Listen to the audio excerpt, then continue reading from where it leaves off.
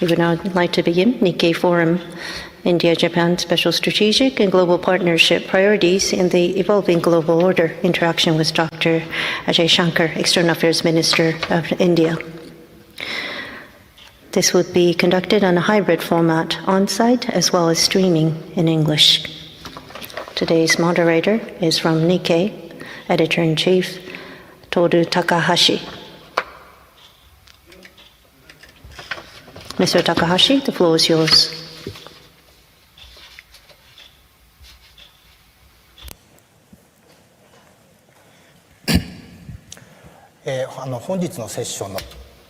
I will be the moderator for today's session. My name is Takahashi from Nikkei. Now today's speaker, Dr. Jaishankar, India's Minister of External Affairs. Dr. Jaishankar was born in New Delhi in 1955. He's a graduate of the prestigious Jawaharlal Nehru University, where he earned a PhD in international relations.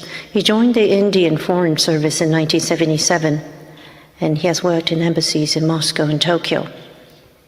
Also, he has served as India's ambassador to China and the United States, to name a few. The doctor was appointed as Foreign Secretary in 2015 and served till 2018, after which worked for a short while at the Tata Group, India's largest conglomerate, and he was appointed Minister of External Affairs by Prime Minister Modi in 2019. He's the author of 2 books, The India Way, Strategies for an Uncertain World, and Why Bharat Matters, which was released earlier this year. Last year, India overtook China as the most populous nation in the world. Also in 2023, India assumed presidency of the G20. As a voice representing the global south, India's growing presence in the global arena is clear for all to see. It is now time to hear the minister's view on the challenges that we face in an increasing and turbulent world and the interaction with Japan. So Dr. Jaishankar, the floor is yours.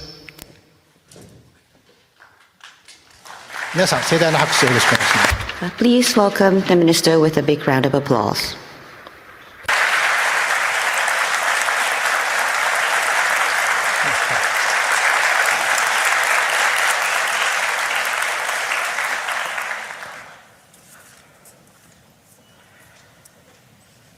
A very good morning to all of you. Let me say that I'm delighted to join you all at the Nikkei Forum to discuss the India-Japan partnership in the context of the evolving global order. As you're all aware, or at least as some of you would be aware, I've written 2 books that certainly discuss the changing order while also flagging the relevance of India-Japan ties. That, of course, underlines my deep conviction on this subject. It also reflects the long association I've had with this relationship and the witness I bear to its transformation in the last 2 decades.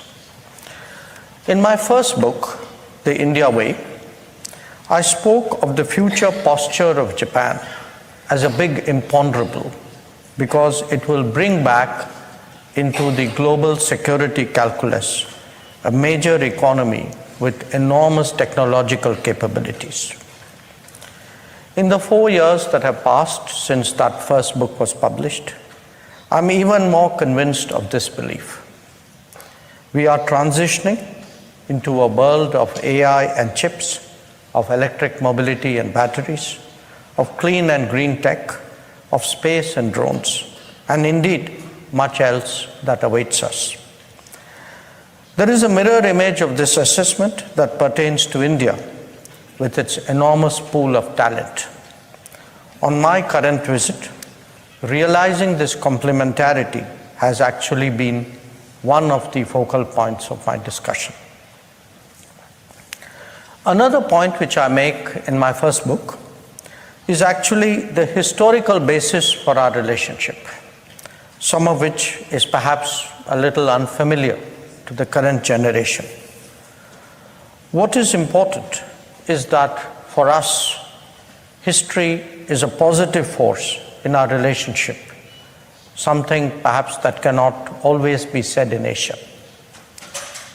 Keeping that in mind, I focused on the maritime aspects of that collaboration.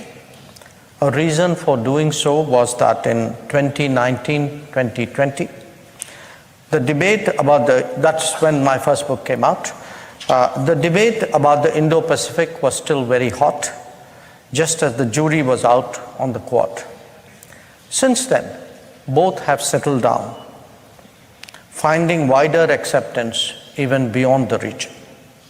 The maritime issue was particularly important because it was the truest example of the global commons challenge that was emerging at that time.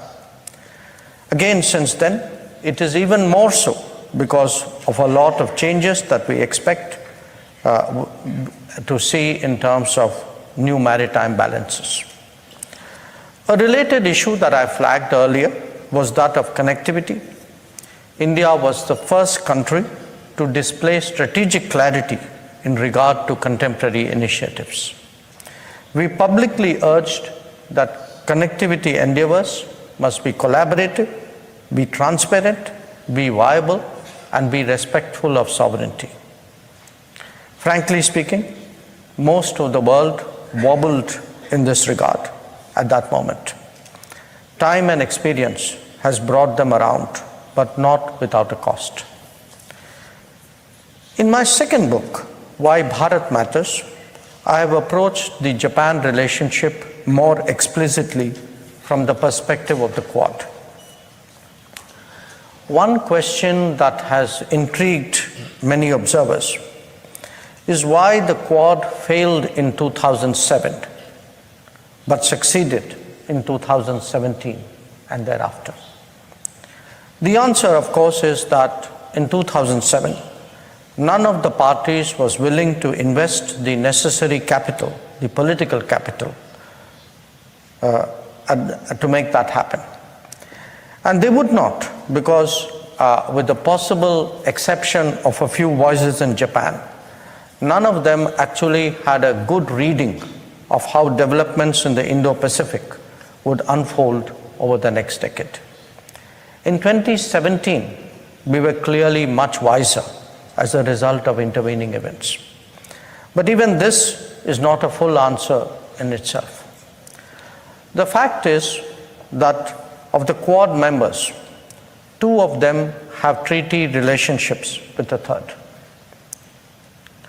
India, in many ways, is an outlier. But my case is that between 2007 and 2017, India's bilateral relationship with the United States, with Japan, with Australia, has changed so drastically that a Quad arrangement has become both viable and sustainable. I have compared these 3 bilateral relationships in my book, and you can see that while there is a parallel time frame for improvement between India's ties with US and Japan, the Australian one has really played a remarkable catch-up in the last decade. Having said that, I would strongly caution that there is no room for complacency in diplomacy. Relationships need to be continuously tended at various levels. They also need to be constantly refreshed. There will always be new complexities, but equally fresh opportunities. This is how India and Japan should approach each other today. Overall, and I say this after a long discussion yesterday with my counterpart, Minister Kamikawa, we are convergent on the big picture and the key concerns. Our inclination and ability to respond in a more coordinated manner has also improved. We can, for example, see that in defense, where a bilateral military exercise is going on between India and Japan, even as we speak. It is much better in investment, though trade remains flatter than we would wish. India and Japan are also having an active conversation on emerging technologies that hold much promise. Creating new supply chains and building a stronger digital connect are priorities for both of us. We work well together in world politics, including, of late, in the multilateral organizations. People-to-people linkages, however, lag behind and clearly need more attention. This is the report card right now. My argument is that India-Japan ties will both draw strength from our larger activities together, especially from the Quad, but as well contribute to its effectiveness and to its breadth.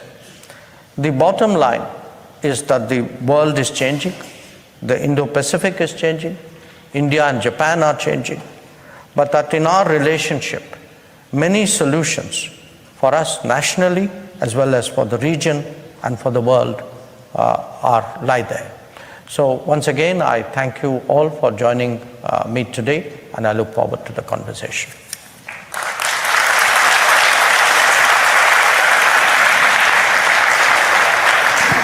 はい、ジャイシャンカー学長、どうもありがとうございます。Thank Your Excellency, thank you so much in terms of relationship between Japan and India and the surrounding circumstances. You have provided us a very insightful, provoking speech. So I'd like to now move on to the talking session.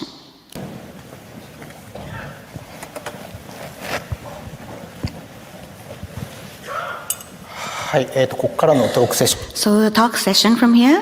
So I would like to ask question, if I may, to His Excellency. And then if time allows, I would like to welcome questions from the floor as well. So thank you very much. So, Minister, Doctor, the speech that you have provided to us, you talked about the fact that no room for complacency in diplomacy. We always need to make improvement. That really stuck into my mind. And relative to that, in terms of the strategic autonomy, under the Indian diplomacy policy, I would like to, of course, ask that, of course, you center the value of the nation, and then you are flexible, placing importance in national interests. But the presence of India is becoming more important in this region, and in the international benefit, you may be asked to act on the interest of the international community rather than your own interest. What do you think about this balance? I think in diplomacy, it is possible to act in your own interest, in good diplomacy, act in your own interest, but also in the interest of the international community. I don't think there are two choices that you have to make, if you know how to reconcile those choices. You spoke about strategic autonomy. In a way, for many countries, strategic autonomy means having a very independent position where you decide, make your choices, your judgments on the basis of the merits of the issue. But today's strategic autonomy, especially after COVID, has come to acquire also a bigger meaning. For many countries, that means having in your control or your influence some very basic issues which relate to your national well-being. So health security, food security, energy security, they have all become part of the effort towards strategic autonomy. So it is not just a very narrow foreign policy debate anymore. I think there are economic issues involved, there are development issues involved, there are technology issues involved. I mean, today countries would not like to be dependent on somebody else, particularly if it's a single source, for our technology requirements. They may even have concerns about the kind of technology which are coming from there. My sense is today the world is moving towards many more players who are trying to advance their interest but also reconcile it with the rest of the world. And when you speak about where India is, yes, our economic size is increasing, our political influence is increasing, in technology areas our capabilities are growing. But I also believe India speaks for a lot of countries in the world, that today if there are 125 countries of the global south I would say in many ways what India says reflects the collective belief of many of these countries. So we feel on the whole we articulate positions which are both for the good of the world and for the good of India. はい。まあ Well, relative to that, in terms of relationship with Russia, India, in terms of the border conflict with Russia, you have been talked about the importance of the territorial integrity and sovereignty, but you have not come out in terms of criticizing Russia aggression to Ukraine, and people may think that this double standard. So what would be your position on this comment? You know, my position would be that the world is a complicated place, and there are many important principles and beliefs in the world. What happens sometimes in politics, in world politics, is countries pick one issue, one situation, one principle, and they highlight it because it suits them. But if one looks at the principle itself, I mean, we in India know better than almost any other country because immediately after our independence, we experienced aggression. We experienced an effort to change our boundaries, and even today parts of India are occupied by another country. But we did not see the world respond saying, oh, there's a great principle involved and therefore let us all go with India. So yes, today we are being told that there are principles involved. I wish I had seen that principle in play for the last 80 years. I've seen those principles cherry-picked when it suits people and not when it doesn't suit people. But I do think it's an important principle, because, I would say injustice was done to us. I'm not advocating it should be done to everybody else. We have been very clear. My Prime Minister has stood next to President Putin and has said that we do not believe that this is an era of war.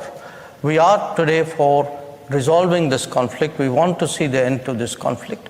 But we believe that every conflict finally ends in some kind of, people come to the table. That's how conflicts end. I mean, you can also decide a conflict on the battlefield, but we don't think this conflict will be decided on the battlefield. はい。まあ今お話 So in what you have said, the global south, 125 countries you mentioned. So in terms of global south, this concept, I would like to hear your opinion, Minister. India last year was a presidency of a G20 meeting. And within that, you also have organized a Voice of the Global Summit. And in terms of G7 have said Global Summit, it's a little sounding too high-handed. We try to avoid this word. And in Japan, we use the word Global Summit quite frequently. But the gap, how do you reckon this gap that we see regarding the notion of Global South? Sorry, which word do you try to avoid? Global The word Global South, we try to avoid them. Because I see a lot of countries who are not part of the Global South, not always comfortable with the word Global South. So that itself is worth thinking about. Now, what is the Global South?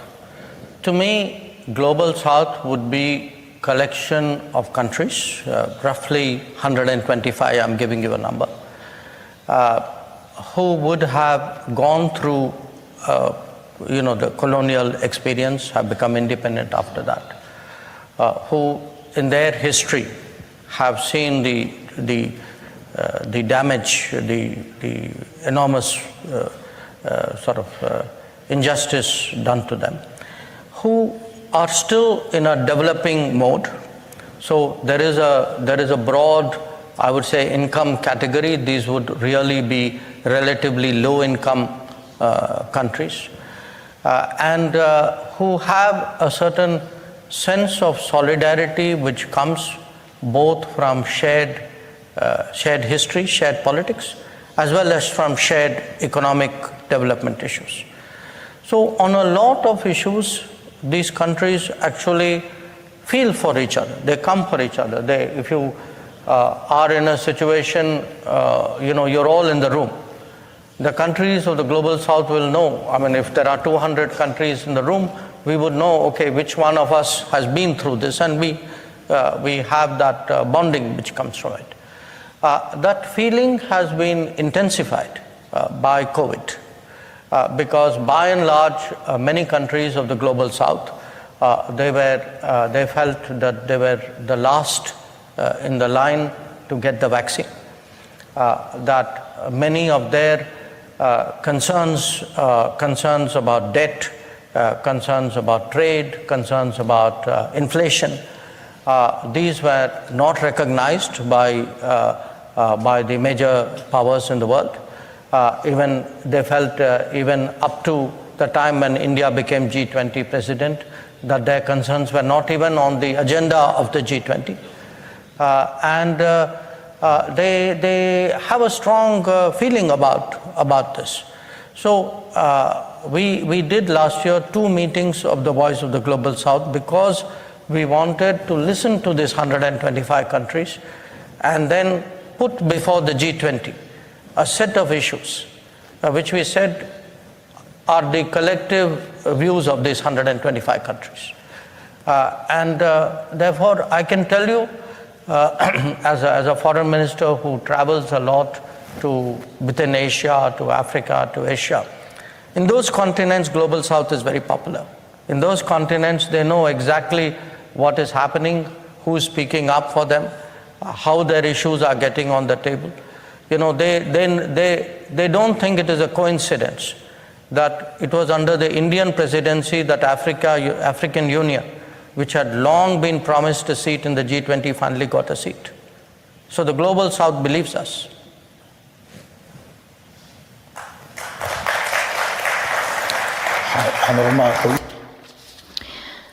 Thank you very much. At the summit, 125 countries have participated. China was not part of it. So is China part of the Global South or not?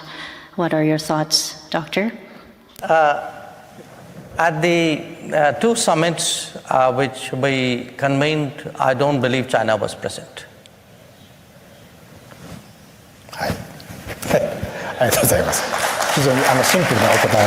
Very simple answer. Excellent, Doctor. And I do have another question.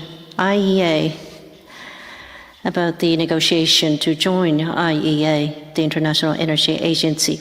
So IEA has announced that they would officially engage in the negotiation with India. So last year in October, you have applied for the membership into IEA. What is the reason behind that? Also, the second point, in principle, participation in the IEA is conditional on membership in the OECD, Organization for Economic Cooperation and Development. Is India also interested in joining the OECD? On the International Energy Agency, I think the reason why we applied to join was that today India is becoming a very important energy player. One, in the sense of our consumption. So as you know, we are today the 5th largest economy, and that is reflected in the consumption.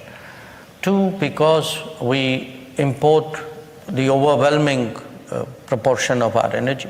So in the energy trade also we have a very big role.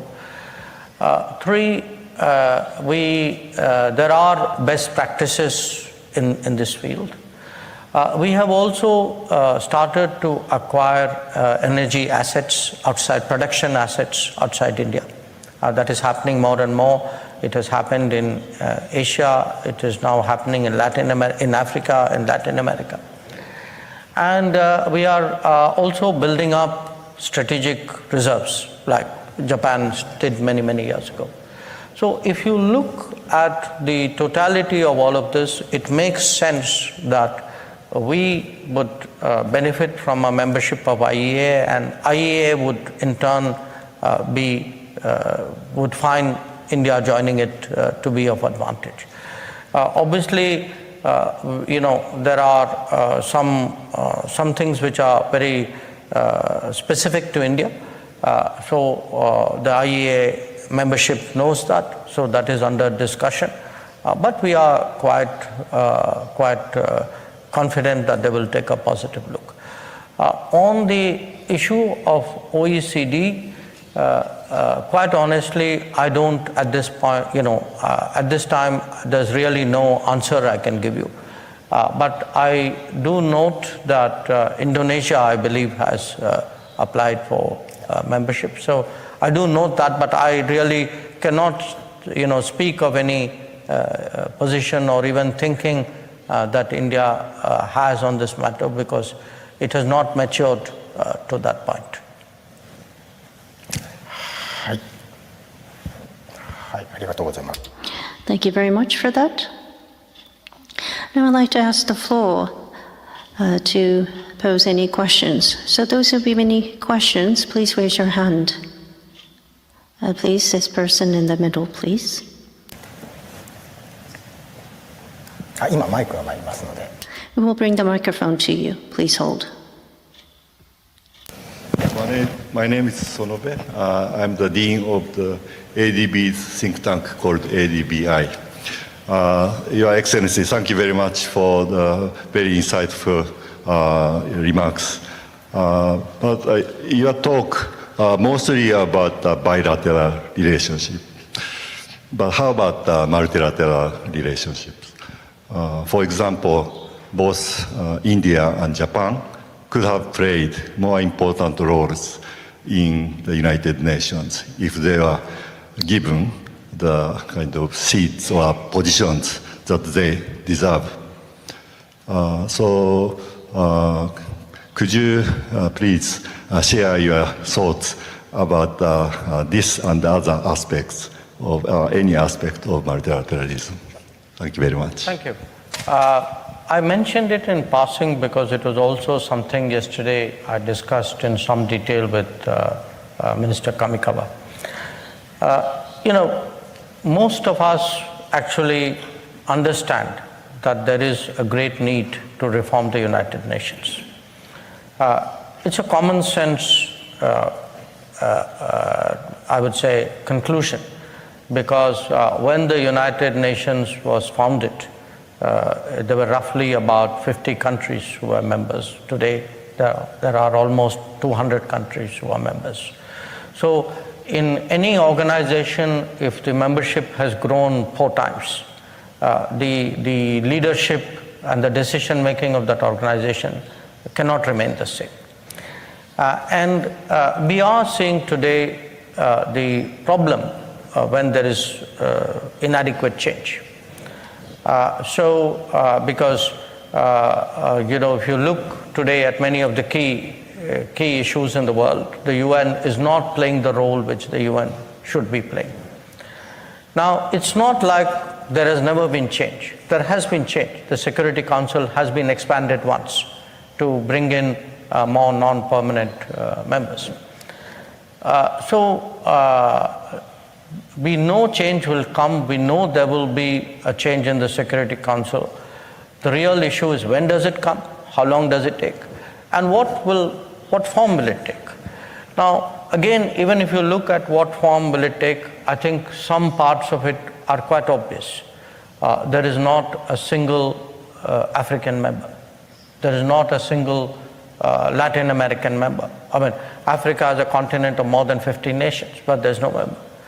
So, and in the case of Asia, yes, there is one member, but if you look today at the dynamism of Asia, the demographics of Asia, the size of nations, I think there's a very, very strong case as well.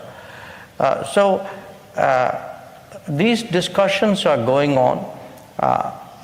We felt that, in many ways, the discussions have not progressed because those who are opposed to any change have found ways of delaying it. But we have now reached a stage where actually different countries and groups are presenting. There is a process called the Intergovernmental Negotiation, IGN process. The process is currently chaired by Kuwait and Austria. They are today being presented with different models of, of how such change can happen. The developing countries, the Global South, has presented its model. It's a group called L69 there. Mexico has presented its model. On behalf of small countries, Liechtenstein has presented its model. I think G4, that is India, Japan, Germany, and Brazil, we will be presenting our model as well. And I'm sure there'll be an African presentation, there may be some other regions. So it is a process which is moving. We believe that process cannot be stopped, it can be delayed.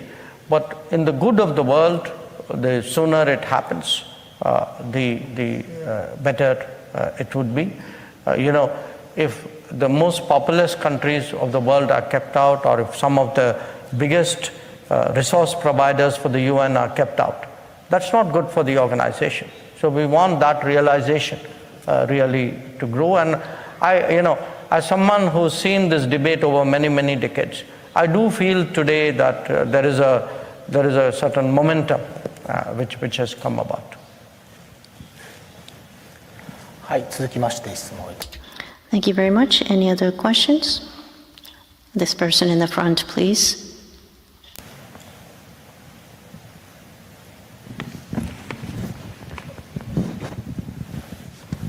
その前の方、いいです。はい、どうぞ。 Yeah, thank you, sir. So my question is from the viewpoint of the Quad framework, and I would like to know that is there any nuclear strategic planning is planned under the Quad framework to address the... Sorry, is there any?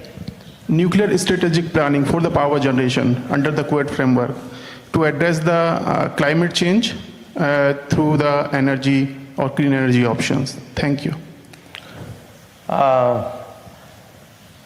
The Quad does discuss climate change. The Quad has discussed energy and technology issues.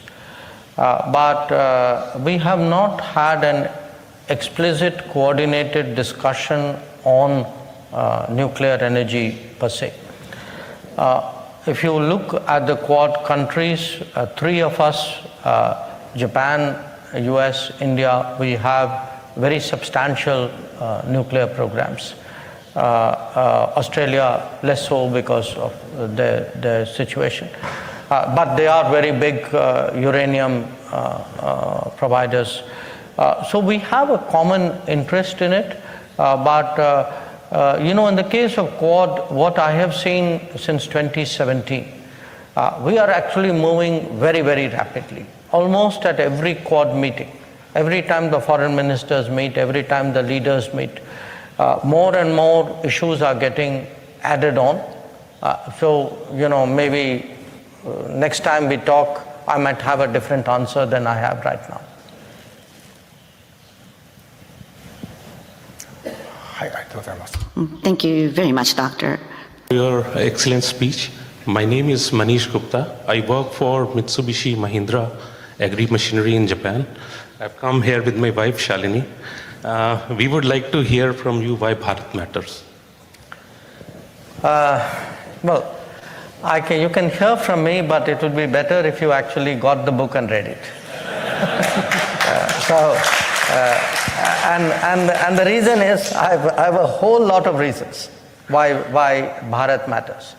But if I fast forward you through the book, I would say why Bharat matters today is, in many ways, we've had a remarkable change in India in the last 10 years. It's a change that anybody who goes to India can see. The infrastructure is changing, the education levels is changing, the economic progress is more visible. There is a certain buzz about innovation, about startups. So actually today it's a very, very optimistic, energetic society, but one which is very confident about its own abilities. So the sense of both, of what we can do has grown. But it's not only the present and the future, it's also about who we are, because it's very important for all societies to appreciate their own culture, their own tradition, their own heritage. Perhaps in the past, for a variety of reasons, this may not have been as strongly done as it should have been done. So my argument for why Bharat matters is Bharat matters because there is a sharper awareness of our own identity, of our own past, of our civilizational heritage which we can bring to the international level. Bharat matters because along with tradition, there is also a big technology contribution today that India can make, so it's both tradition and technology. And Bharat matters because if I were to go to your first question, there is, at a time when many countries are moving away from the world, they are saying, I don't want to get involved, I don't want to, why should I do that? Actually, India is doing more. That if you look at our development projects, if you look at our first responder operations, if you look even at the fact that we provided vaccines to 100 countries in the world, and we gave vaccines when we were still vaccinating our own people. We had not finished that. So there is today a mindset in India to grow more, to do more, but also do more with the world. That is essentially why I think Bharat matters.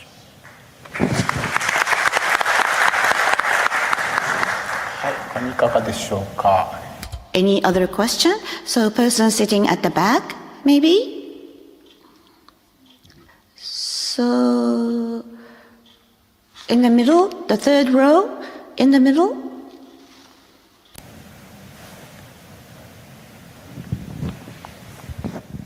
Thank you, sir, for the wonderful remarks. I'm Hemant. I'm an assistant professor in Shimane University, which is a very small, very far from Tokyo. It's a very regional part of Japan. So my question to you is, we know that there's a very strong strategic and friendship and good relation between India and Japan, almost in all spheres. But most of the activities seem to happen between big cities of the two countries. So given the demographic change and population decline and so on, in Japan, where I live, I can see that every day. So what are your thoughts on how India and Indian diaspora can contribute to regional revitalization in Japan? Thank you. Thank you for bringing up that point. I feel that today our political relationship between India and Japan is very strong. I also feel that in a domain like defense and security, it has developed very well. But if there are two domains which hasn't moved at the same level as the political relationship, one is the economic domain. We are not seeing, our politics is much better, frankly, than our business. Business is not bad, but business should be growing very much faster than what it has done today. And I think many of the new technologies today offer us the chance to do that. And Japan has a long history in India. There are many areas where there are areas where Japanese companies have been there for more than 150 years in India. The other, which pertains to what you are saying, is I feel the people-to-people linkages is still relatively limited. We have, there are, as an example, because you are from a university, we have somewhere between 1.1 to 1.3 million students, Indian students, out of India at any given time. I was told that the number of Indian students in Japan is about 1,500. Now, my math says that is 0.1% of roughly of the Indian students abroad. So to me, these are examples of where we can actually, we should be doing more. We should be doing much more on language teaching. Because language teaching is good for people-to-people relations, it's also good for business. And eventually it is good for a larger understanding between India and Japan. It's good for politics as well. So there are areas we need to work hard. I think anybody who can make any contribution, you certainly, if you are out of Tokyo, your contribution is even more important. I would urge you all, each of you in your own way, to find ways of contributing to that relationship.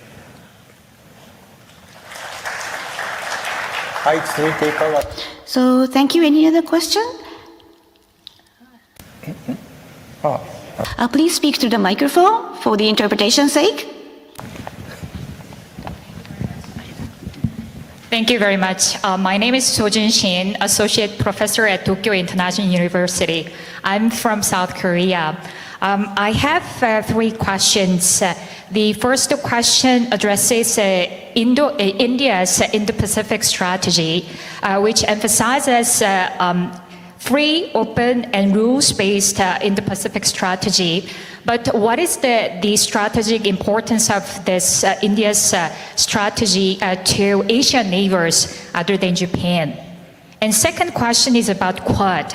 I'm wondering whether Quad dialogue can be extended to other Asian countries like South Korea or ASEAN community. Well, you mentioned about India as outlier, but there are many other Asian countries which feel like outliers themselves, especially in the Quad dialogue, I guess. So I'm wondering about your thought. And the third question is about Global South. Sorry. Well, I think India's role as the leader in Global South, making the Global South community, their solidarity is very important, especially in terms of economic role. When we look at the South Asian neighbors like Sri Lanka announced economic default in 2022. And I'm wondering whether India is thinking the role in the South Asian community or maybe further in Asia as the leading economy, like as the 5th largest economy. Thank you. Okay, many questions, but your first question, does India value its ties, its relationship with other Asian countries? Just so that you know, I'm coming to Tokyo from Seoul. I was in South Korea for 2 days before I came here. We also have a very, very deep relationship with the ASEAN. In fact, for us, we associate that with what we call the reform period in India, when we opened up our economy and did many more things. And we did that by dealing much more with other countries, other economies in Asia, ASEAN, South Korea, Japan. So the short answer is yes. For us, many other partners in Asia are very important, and we certainly want to take those relationships forward as well. In fact, I gave a speech, by the way, in Korea about the importance of India-Korea relations. It's on the YouTube, so please take a look at it. The second, you spoke about outliers, and your question, can Quad include other countries? First of all, if you add another country to a Quad, it won't be called the Quad anymore. But the answer really is, the 4 of us have, in some ways we are very dissimilar, but there are many things which bring us together. We are all 4 of us currently in the Quad very strong maritime powers. If you see in the Indo-Pacific, we are located at 4 corners, almost you can say, of the Indo-Pacific. My own point, why did the Quad work in 2017, was in each case our bilateral relationship had grown very substantially. So in each case, for example, we have today 2+2 defense and foreign affairs interaction as well.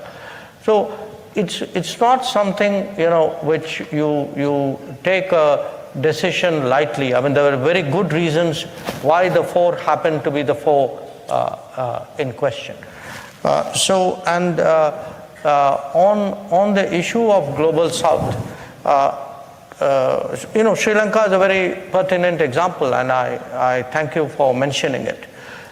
When Sri Lanka got into economic difficulties, in a way it comes to the first issue we were discussing, that yes, there is a very, this conflict, there's this tragic conflict taking place in Ukraine, but if you look at the consequences of it for the Global South, everywhere in the Global South, energy costs went up, food costs went up, fertilizer costs went up, inflation went up. And a country like Sri Lanka just had everything came together and they had this huge economic crisis. Now, during this period, if you look to see which countries stepped forward to help Sri Lanka, we in India actually put together a package within a matter of a few weeks, in fact a few months, which was $4.5 billion to Sri Lanka in grants and loans. Now, just so that you understand, the IMF package, which took much longer, was less than $3 billion. So our direct bilateral support we gave to Sri Lanka was actually 50% larger than what the IMF gave. And more important, was given in time. It was given at a time when Sri Lanka was really struggling. So we do recognize today, that as a big economy, we have more responsibilities. But I also would like the world to recognize that we may be a big economy, but we are still an economy whose per capita income is below $3,000. So when we give something to the world, it is done with a great deal of sacrifice and really a great effort on the part of people of India. I mean, the sense of international obligation is very strong, as I said during vaccination, that while we had not completed our vaccination, yet we gave vaccines. So we take our Global South responsibility very, very seriously.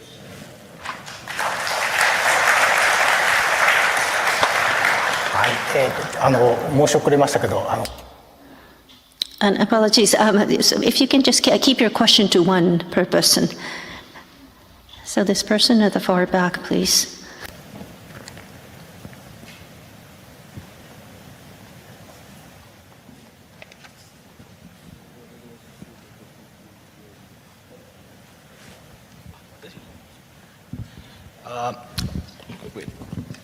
So my name is Kaustubh and I am a student in Japan. I'm a master's student in Nagoya. And everyone's been like throwing the word around Global South.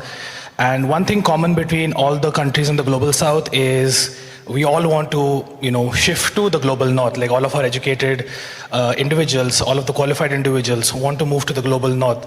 So do you think there will be a time one day like when Indians will not want to move out, not want to have to move out and would love to like stay back in India and as India is a developing economy, it's rapidly developing, but the numbers are rising who want to like move abroad, who want to go work abroad. So do you think there will be a time in the future where, these numbers will reduce? I'm just curious, how long have you been studying in Japan? 1.5 years. 1.5 years. Look, my sense is that there's already a big change happening, because at the end of the day, if I had an opportunity at home versus having an opportunity abroad, why would I move out of my own environment if I had that opportunity? So I look at the problem somewhat differently than you do. I mean, to me, it is a question of creating growth and opportunity in India. To the extent that growth rates are faster, but also it's not just a growth rate. Along with that, if employment opportunities are more, if there is a startup culture, not everybody today wants a salaried job, not everybody wants to join the government. There are people, much of the attraction of people who go out sometimes is that they do their own thing. Now, if you can create a situation in India where that is possible, I think the youth of India would have a much more optimistic view of their own prospects in India. And that is one of the changes which is happening today. I mean, if you look today at the number of startups, I mean, we have today I think just in numbers terms, the third largest startups in the world. You look at the number of unicorns which have come up in this period, because they are inspirational examples for every other startup, because somebody doing a startup hears of a unicorn, they feel, okay, I can also be like that. I would also say, when you see the expansion of the economy in many more areas, I give you a very, very contemporary example. We had one very small fab in India in Chandigarh. That was the only facility of the kind which existed after 80 years. On the semiconductor side, we were importing everything. And yet, everybody will tell you this is the industry of the future. This is where the jobs will grow. We've had companies from abroad actually employ people in India. So they are design engineers working for foreign semiconductor companies located in India. Now, once we have taken the decision that no, we will also enter this field, we will also set up foundries, we will also create the displays and the ATMPs for operations, you will see that anybody who has an interest in that field will now think, yes, I have an opportunity in India. So a big part of the challenge which you have flagged is about doing well in India, and to do that, frankly, we need today a leadership which has that kind of vision, which has that ability to do it on the ground. Because sometimes people talk, but to promise something and in 2 or 3 or 5 years to actually see the factory out there. Last year, Prime Minister went to the US. One of the agreements which we sort of concluded was with this company called Micron. Now, already the Micron, we are now talking 6 months, 7 months.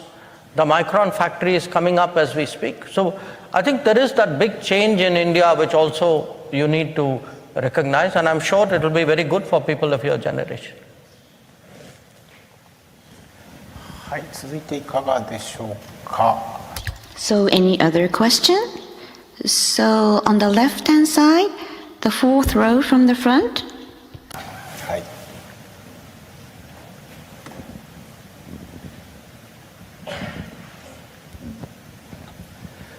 Thank you so much. First of all, I would like to thank the Nikkei Forum for this opportunity. And sir, it's an honor to hear you in person. My name is Devin, and my question is somewhat relates to the answer that you were discussing about the question related to why Bharat matters, and also a couple of points related to the last question.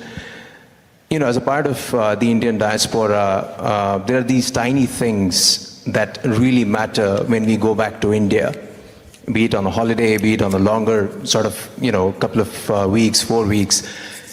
So when we see things changing in India, and as you rightly pointed out, I think the leadership has it in it right now, to make these changes. And we have, I think, seen these changes happening in the last 10 years, especially. So when you interact with the diaspora, not just in Japan, but globally, are there any points that you consider which are then inculcated in the policy making so that, those reflect as tiny changes that would eventually happen, that we'll see in the coming years? Thank you.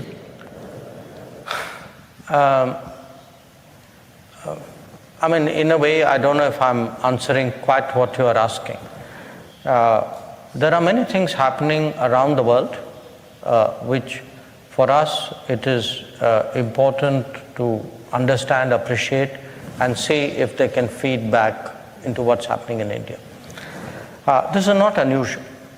In fact, if you look at Japan's own history, in the 19th century and a large part of the 20th century, actually, Japan was very, very enthusiastic about identifying best practices in the world and applying them to Japan, and obviously, in many cases, modifying them for Japanese conditions. I do believe today that kind of mindset is there when it comes to policy making and governance in India. I mean, I have myself seen the impact which different achievements in other countries have, the influence that they've had on sort of decisions.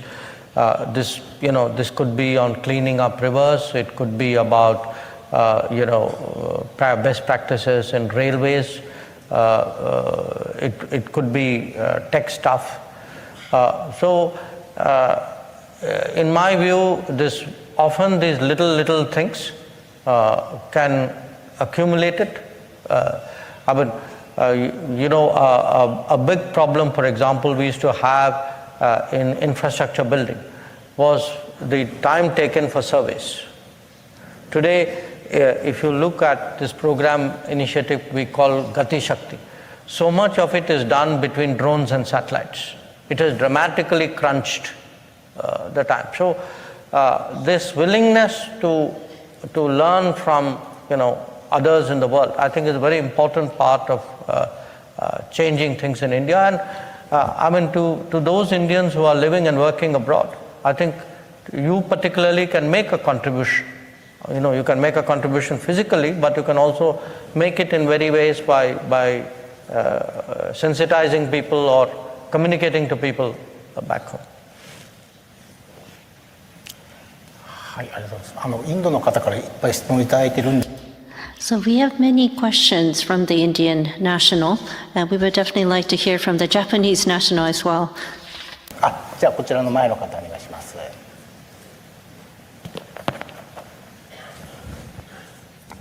My name is Shikata, a company fellow of Mitsubishi Company Limited. Let me ask you one thing about the Taiwan. Taiwan contingency is the Japan contingency, as late Prime Minister said. If it happens, I'm afraid China most likely coordinate with Russia or DPRK. In such a case, what will be India's response to such a contingency as a very important partner of Japan? Do you think India is ready to impose sanctions on China and on Russia, for example? Thank you very much.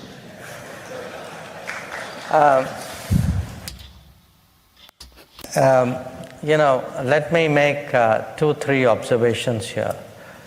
By and large, it has not been India's foreign policy method really to do this sanctions issue.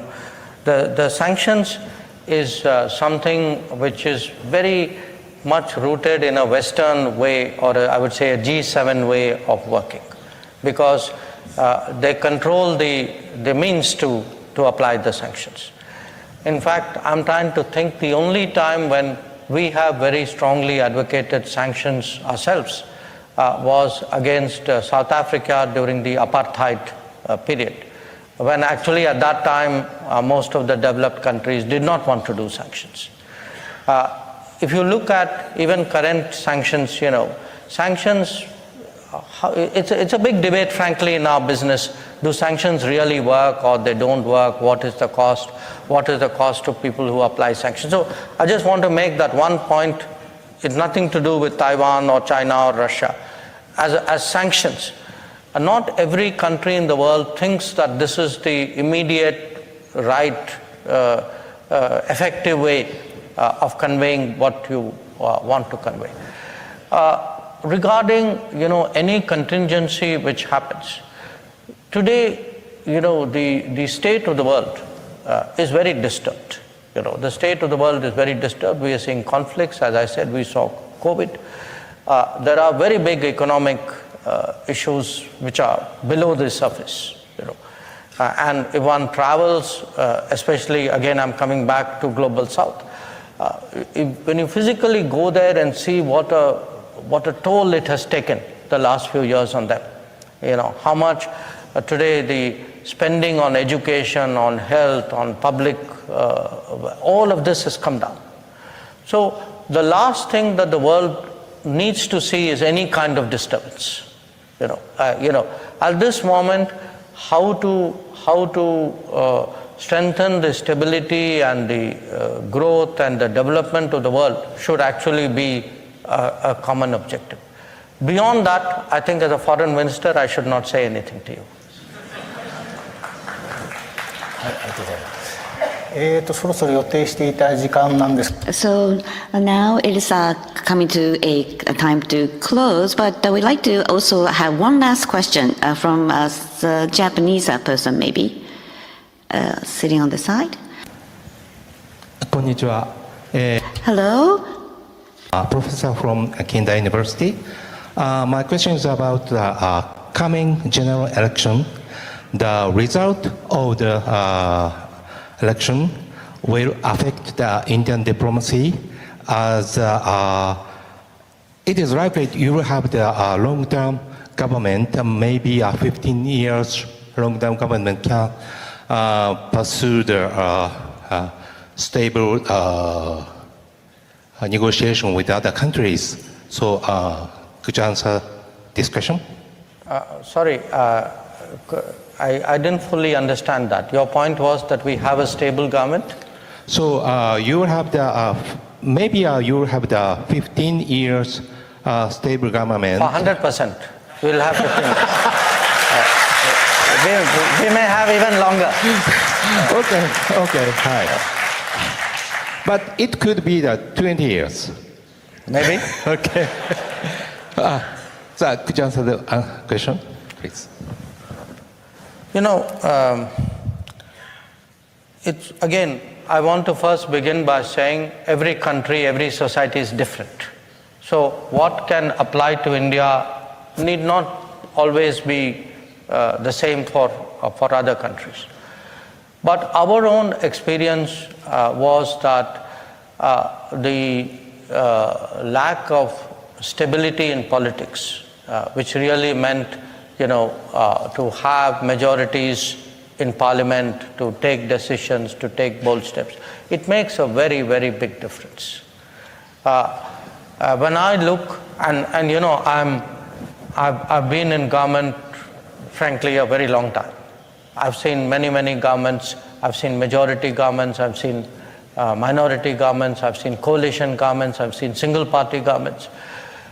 You can see today that if you have actually a reformist, a leadership with a vision, with a commitment, with a sense of wanting to do things, but that leadership is backed by a very strong political mandate. And a strong political mandate, ideally in democracies, means having a majority in parliament. That is really what is the combination you need, because you can have a majority but you don't have a vision, or you have a vision but you don't have the political support. So you need both.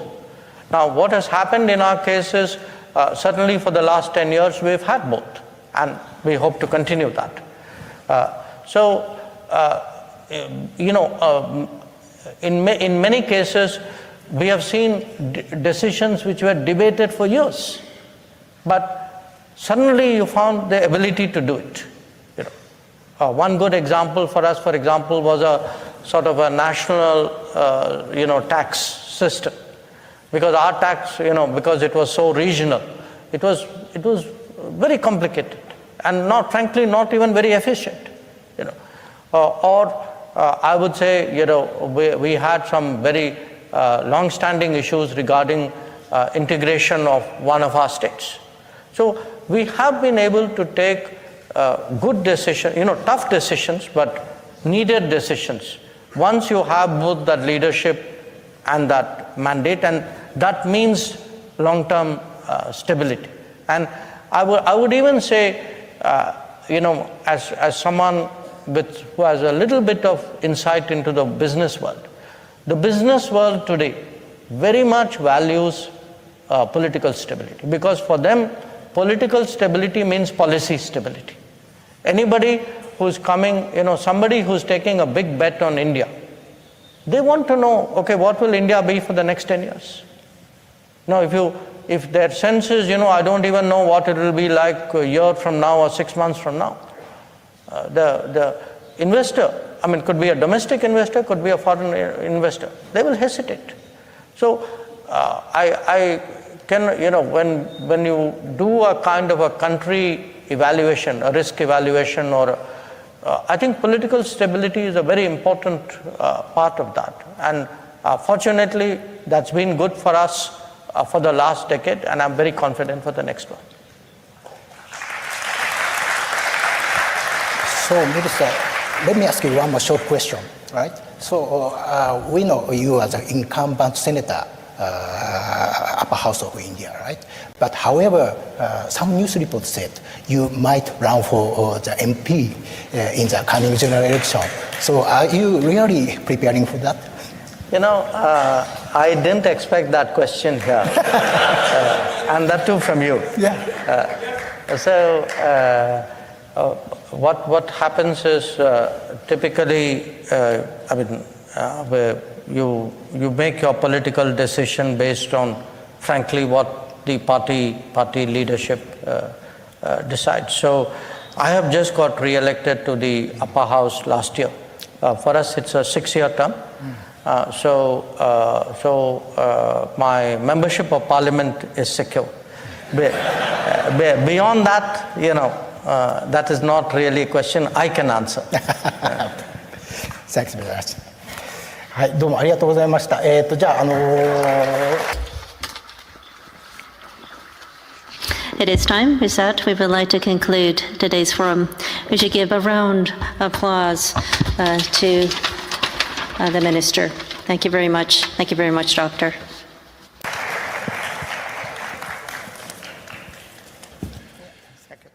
Jaishankar 外務大臣、ありがとう。Thank you very much, Minister Jaishankar. Would you give a round of applause to the Minister again? With that, we